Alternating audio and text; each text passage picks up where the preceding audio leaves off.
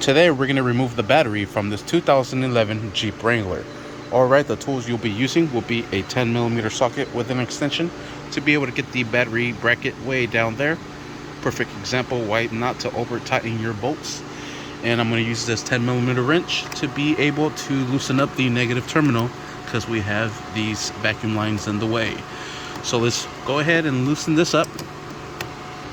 Then we'll loosen up the positive side as well.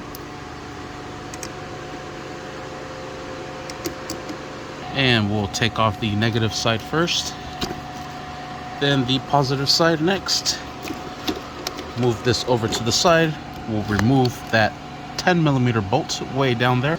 Alright, and there's the battery clamp. Now we're able to remove the battery. I'm going to need both hands to move this over to the side and pull the battery out.